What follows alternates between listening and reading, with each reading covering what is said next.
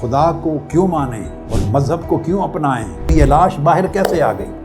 اس کو ممیفائی کیسے کر دیا؟ محفوظ کیسے ہو گئی؟ قبر میں کیسے دفن ہے؟ قرآن کو یہ بات کس نے بتائی ہے؟